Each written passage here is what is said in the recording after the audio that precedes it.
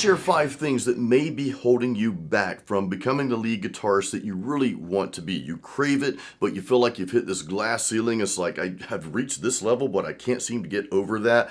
Or maybe you're a pretty decent rhythm player, or you're a great rhythm player, but you're like, okay, solo is just not for me. I guess I'll just be a rhythm guitar player. I just can't seem to wrap my head or my fingers around soloing. Well, let's cover these 5 things, because as we go through these, it's going to help you understand what your limitation, or I should say your perceived limitations are about playing guitar solos. Now, at the end of this, I'm also going to give you some practical tips, just a few practical things that you can start using right now that's going to help you overcome this. Number one thing that's holding you back is a lot of times we think that we have to be this ultra shred master or ultra technical lead guitar player to play guitar solos. Well, guess what? No, you don't. And what happens is we scroll through and we see all these amazing guitarists doing all this crazy stuff. But here's my challenge to you for that.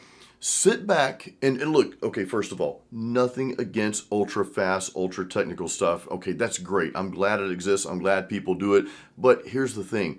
I want you, next time you come across something that's super technical and you're like, okay, well, I just throw in the towel altogether. I'm never going to reach that level. Close your eyes and listen to this stuff, okay? Does it resonate with you? Does that appeal to you? I'm not saying it will or it won't. Really, I think what a lot of us want to do is we just want to hear, and of course, in our case, play some cool music, some good music. Does your solo, first of all, fit the song? Does it complement the song? And it doesn't have to be ultra complex to do that. Again, I'm not knocking ultra complex stuff. You know I play fast. I love to play fast. But as soon as you see someone that's like just ultra shred or whatever, or ultra technical, it won't take you too long to scroll through the internet and find an 11-year-old on the other side of the world that can do it better, smoother, faster, yada, yada, yada. I need you to ball all of that up and throw it out the mother effing window. Get rid of it, because that's one thing that can hold you back, thinking that you have to be at whatever level way up in the sky, or you've got to be super fast or ultra technical. I'm here to tell you that you do not. It does not take an ultra fast or ultra technical solo to make a great and what? Captivating and what? More importantly, memorable guitar solo. So once you ball that up and throw that out the window or down the toilet or wherever you want to put it, just put it somewhere where it never can come back into your head. That's going to be the biggest sigh of relief. Okay, I don't have to live up to these expectations that I don't even know where they come from, right? Like a lot of times we're just making this stuff up in our head. We see this and that and like, oh, we have to be that. Well, who says you have to be that? So just again, throw that away. That's step number 1. The most imperative thing you need to understand is that you don't have to sound like someone else. You don't have to play like this guitar player or that guitar player. The thing I want you to realize is that you have a unique ability within you. So I want you to give yourself the freedom to express that unique ability. And what better way than playing a guitar solo? Now, that guitar solo may be 3 or 4 notes that you just hold out, and maybe you add some vibrato to it, maybe you add, and we're going to talk about some of this, okay, coming up right after this. But you add your own flavor to it, and it sounds like you. It embodies everything that's within you because you're creating that. So I really need you to give yourself the freedom to express yourself through your guitar solos, not trying to sound like this person or dial in the tone that this person has. Who cares about that? That's already been done. Somebody already did that. So why do you want to replicate it? Doesn't make any sense at all. You have a unique sound. You have a unique ability within you. So this doesn't mean that you don't work on technique, that you don't work on maybe playing some of the fast stuff. I want you to build those skills, right? Continue building, continue learning, continue progressing, but all along realize that you are also developing your own signature style of playing lead guitar. And that is something that only you can do. Only you can play like you. It's like your own voice. Only you have that unique voice. Your guitar guitar soloing, especially soloing, right? Especially leads. Well, that's the same because we have all these little nuances and these little things, right, about our soloing that makes us unique. So you have that. I want you to know that you have that within you. It's there. So I want you to focus on continuing to develop that, not trying to sound like this person or that person, but sound like you. Gear, I think, sometimes can hold us back because we're like, okay, I've got to have this exact tone, or I need this guitar with these frets, this wood, or whatever, these strings, these picks. Look, all of that stuff's important. I think it does help to find out what works for you. But that's my point in all this. You have to find out what works for you. You can't really go by what this guitar player over here is doing, or they've got this sound, and well, I need to have exactly what that guitar player has. No, you don't. I always bring up Joe Satriani because he's one of my favorites even to this day. I don't think it would matter what amplifier he played through or what guitar he played through. I think you're still going to know it's Joe Satriani from those first few notes. He has his own style of playing. We're going to talk about that coming up, like really soon, because that's important as well. I just don't want you to get wrapped up so much into gear and to tone that you overthink the process to the point to where you can't grow as a guitar player. I'm not saying don't spend time on tone. I'm not saying that.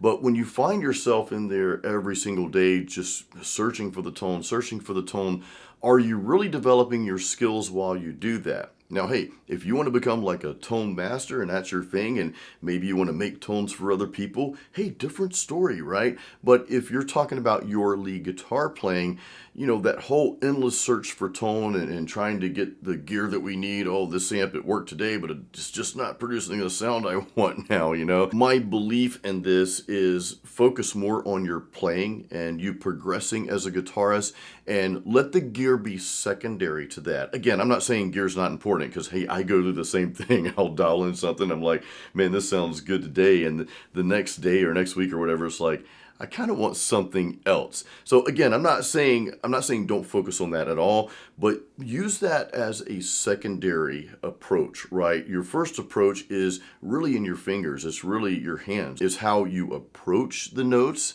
is how you make each note sing out, right? That's more of your style, more of your playing. That's going to be more important than anything else. Now, of course, yeah, I want a guitar. My Ibanez sitting on the wall here. I want the action set up pretty low on it. I like that sort of thing. I know I like light strings. So yeah, there are a few things that is going to work for you. And I would say once you find what works, hey, stick with it. If it ain't broke, don't fix it type of thing, right? But again, not saying gear's not important. It is important. I know we love it. I mean, I'd love to have like a wall of like amps, Engel, Orange, Marshall, whatever, right? I'd love to have all those amps just to go play through every day. But just don't allow yourself to get overwhelmed by that, trying to dial in the perfect tone. Focus more on the craft, right? Which is your playing, developing your own style and your technique and that good stuff, right? Focus first on that and just let gear be what it is. It's a tool to support what you're doing, not the other way around. Having a balance between trusting your ears and having some knowledge of basic music theory. Now, I could have like segmented this into two sections, but I think utilizing these together are important. You've got people, and I was this for a long time, well, I just play by ear, I don't need theory. Well, what I learned since playing guitar since 1989 and playing live music at some capacity since the early 90s, I've learned that I inadvertently learned a lot of theory that I didn't think I learned along the way. It's just what happens if you're an active musician. You're going to learn some of that, and it's actually a good thing. And whereas I never dove deep into music theory, and I still have not, like I don't know all the exotic scales, and it's because I would never play a scale in a solo, right? You don't want your guitar solo to sound like a scale. So this is where you don't want theory to overshadow your playing. In other words, you don't want to have to like match your solos to the theory. Really, it's the other way around. The theory should be something that's used to support and have that solid foundation so that you have the freedom. You've got this knowledge. The knowledge gives you freedom if you use it, right? You've got that knowledge to kind of always land on your feet, so to speak, right? And then you can do all kind of creative stuff on top of that on your own. Now, that is where trusting your ears comes in. Okay, I've got this solid foundation, and I'll share a practical example later after we get through these little 5 things that we're covering right now, right? I'll share that, but you need some basic knowledge. Okay, you need some basic music theory knowledge, meaning I need to know where on the fretboard, even if you don't memorize all the notes, more importantly, knowing where you can go within certain keys that you're playing in, and chances are you probably play in like the same 2, maybe 3 keys anyway. If you're writing your own music or learning other songs, you're probably playing in like E minor a lot of times if you're in standard tuning, maybe A minor, maybe B minor some. So, learning that foundation, where the notes are within those certain keys and what chords fit within those certain keys naturally, not that you can't go outside of that, because you can. That's where it becomes really interesting. Again, this brings us back to having the foundation of just some basic theory, having the foundation of like, okay, I'm in the key of E minor. I know that G, D, C, A minor, and B minor, I know those fit in the key of E minor, and I know where on the fretboard those notes that fit within that key are. Now, it doesn't mean you have to just play those notes if you're in that key. Branch out. But again, having that base knowledge, that foundation, that rock solid or metal solid, a lot of puns today, huh? That foundation that you can always land on and just fall on your feet. It's firm. You know where those notes are. That gives you the freedom to branch out. And this is where what? Trusting your ears, that's where that comes in. And even within the foundation, let's say you're playing a guitar solo that you're using all the notes within the E minor scale in this simple example here. So you know those notes fit. You know where those notes are, but let's say if you hit a note that's not in there, it just doesn't sound right.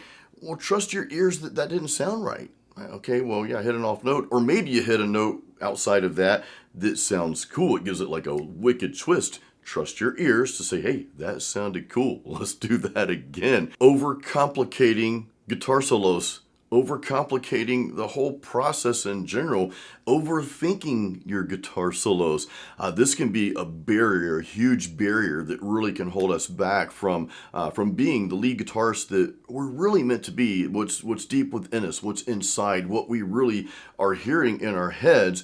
But we always tend to think once we start playing, it's got to be overly complex, right? I know we talked about this a little earlier, but just even playing the simplest of notes, sometimes we think that, well, it's just not complicated enough. If another guitar player hears this, they're going to think, oh, that solo's easy. Anybody can play that. Who cares? No one. Here's the world. It looks just like this, right? Before you played the solo, and here's the world.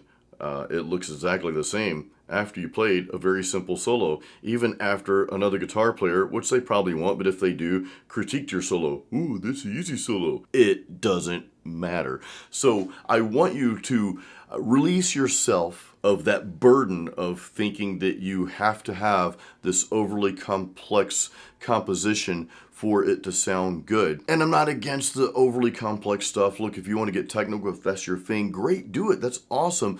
But just make sure it's what you want as a guitarist. Do you want that because you want that? That's just what you truly desire and it's what you're hearing. Or do you want that because you think you have to have that to be notable, to be praised by probably just other guitar players and musicians, or critiqued more by them, whatever the case may be, right? Make sure the solo that you're playing, the solo that you're writing, which is more importantly, make sure that's something that you truly want. Make sure that's the style that you're going for. That's what's within you. I say this because, man, so many times I've caught myself playing guitar solos in a song that I'm writing on my albums, whatever, right? Or even playing live when I do a lot of like freestyle, just ad-lib. I love just coming up with different stuff on the fly. That's kind of just my forte. But sometimes I will catch myself like, well, I didn't play enough fast notes there. Maybe I should throw in more. I need to impress the audience. When a lot of times people don't really care that much. I mean, the 1 or 2 guitar players out in the audience, especially when I'm playing my live solo shows, right? They may appreciate it, and I'm thankful for that. But overall, nobody's really going to care about the technical aspect of the solo or what you did. They're going to care more so that it had an impact when you played that.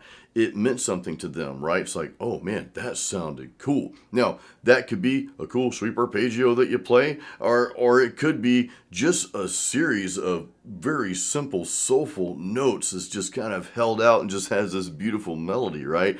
You may find that kind of thing may captivate people even more. It's not even really about that though. Okay, I want to back up for a second. And the next thing we talk about, the last one, is going to be very powerful, by the way, because it has to do with, well, you'll see in a second. But I want you to step back from that, okay? I want you to step back from trying to think that, well, I've got to do this because it's going to impress them, or I've got to do this because it's going to impress me. What's really inside of you? What do you want to sound like? And I don't want you to think about another guitar player. I don't even want you to think about any specific genre. Just kind of take a step back from all that. What's truly wanting to come out? Okay, and it might be something a little technical. That's fine. Okay, if that's the case, that's perfectly fine. I'm not against that. But just make sure that what you're doing is what you really want, as opposed to trying to please someone else or trying to sound like what you think, you know, the crowd or the audience or whoever's listening to your guitar playing, what you think that they might want. What do you want? And that's going to roll right into this next topic we're going to talk about. I said I'd give you some practical things you can start doing like right now today. So if you don't have your guitar in hand, pause, get guitar. Let's do this, okay? But before we get into that, if you don't have my free practice guide called Metal Riffs and Licks, grab a copy of it. It's right there. Well, you can't actually click there. The link is in the description of this video. I'll leave that in there first. If you don't have that free guide, please grab a copy of that. That guide has literally helped thousands of guitar players. I give it away to all of my YouTube subscribers as my way of saying thank you so much. If you already have that, hey, check out my online Guitar Academy. Links for that in the description as well. Practical stuff you can start using literally like right now. So one thing I want you to think about is how you approach the notes that you're playing. And I shared this in a recent video, but it's worth going over again. And what I mean by that is, let's take 3 simple notes, okay? Let's just take D string, we're gonna go frets 7, 9, and then we'll go 12, right? Okay. I don't want you to just play those notes. A lot of times we have the tendency to hear a melody in our head. It's like, okay, I played these notes. Or if you read the tabs, okay, bump, bump, bump, or whatever the case may be, right? I don't want you to just play the notes. I don't want you to think about, well, I've got to play this fret, then that fret, then that fret. I want you to think deeply about your approach to each of those notes that you play. Okay, so, and again, I know I covered this in another video, and I'll put a link to that one down there because there's some helpful stuff in that one as well. I can't remember the name of it, but I'll put it in the description, okay? So I want you to think, instead of this, okay, this note, I want you to think something like this.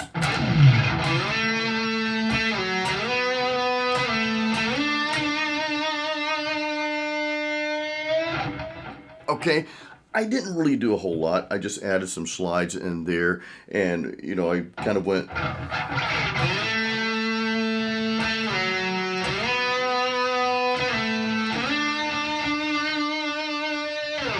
Actually, I forgot what I did the first time around, but it doesn't matter. The concept is just adding some flavor. How do we do that in a practical sense? Well, you add a slide. What if you go...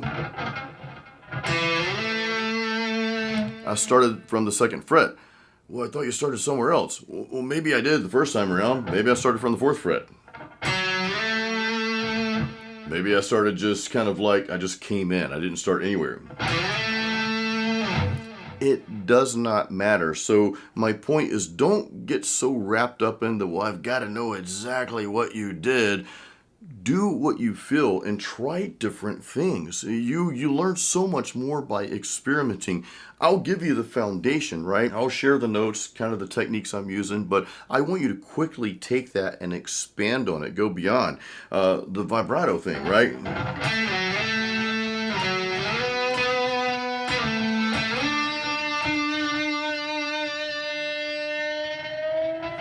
Added that little bend at the end, right, and kind of let it fade out, you know. A lot of slides, and you don't have to do that many slides. I mean, again, you know, figure out what you want it to sound like, because it might be way different and it might sound way better than what I just did. Now, the other thing I wanted to share with you that's practical, and this sort of kind of goes down the little theory path. You know, we talked about knowing just kind of the basic scales, right? So like an E minor scale.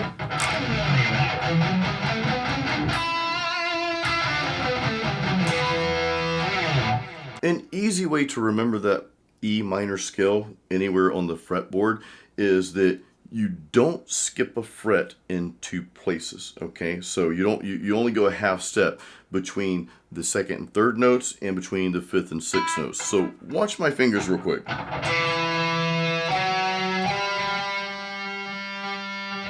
Right there, I did not skip a fret. Next. Didn't skip a fret, okay? Between 2 and 3 and 5 and 6, then the only thing you really need to know about that is, number one, that scale starts and finishes on the same note. So what does that mean? That means you can play that same scale like where you end. So if you do this,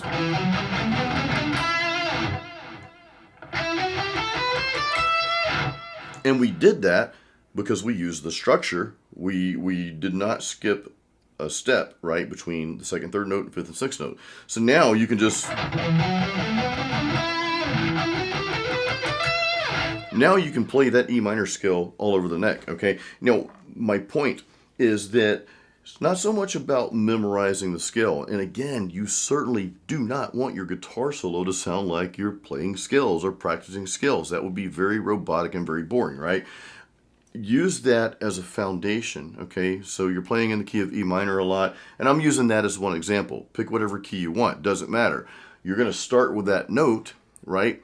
And then you're gonna use that structure. Hey, we don't skip a step between second, third notes within that series and 5 and 6, right? So 1, 2, 3, 2, 3 right here, right? 4, 5, 6, 5, 6 right here, 7, 8, okay? That's it. Then you can replicate that anywhere throughout the fingerboard. So that gives you, that's the theory part, the very simple theory part. And you guys know me, I'm like Leonard Skinner. I'm a simple man, right? I like to keep things very simple. But that foundation, and that's a rock solid or metal solid foundation that you just built right now, if you didn't know that to begin with. That gives you the freedom to kind of go off the beaten path, you know?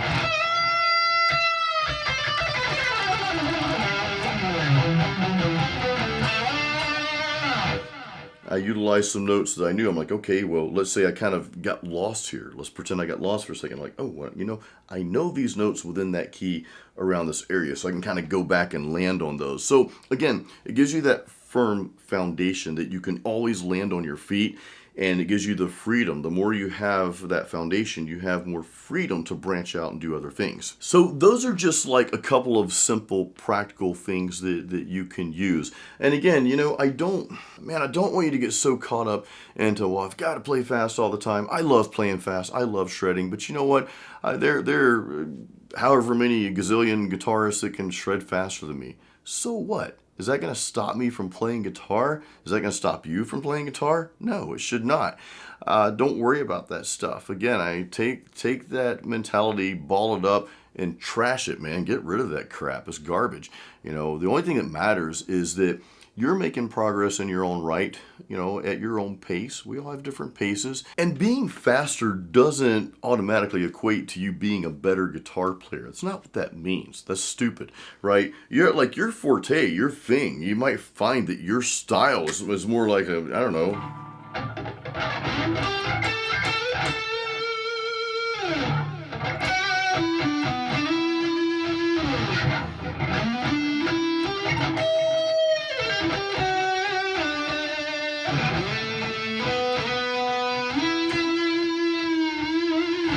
Okay, not a lot of fast stuff going on there at all, and we're just making stuff up, right? You may have a thing with string bends, right?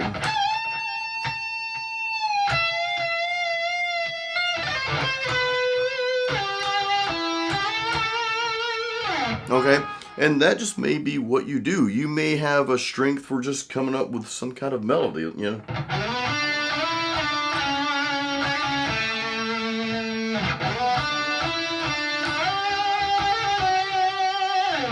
Okay, something cool like that, right? Whatever. And I'm just sharing some basic examples here. But just allow yourself the freedom to be the guitar player that you are, that you're becoming, right? And always be focused on developing your personal and signature style, not someone else's, not trying to be up to par with somebody else. So, look, I hope this encourages you. I really do. That's the number one thing. I hope you're encouraged by going through this video. I know I didn't give tabs and all that stuff in here. If you want tabs, check out my latest lead guitar lesson. I'll put it up there. I've got tabs in the video. And of course, that's something I provide in my free practice guide I talked about earlier, also in my Guitar Academy. So yeah, go to that video, check that out. And I hope this helped. Hey, leave me any questions or comments. Keep it metal and always, always keep playing music.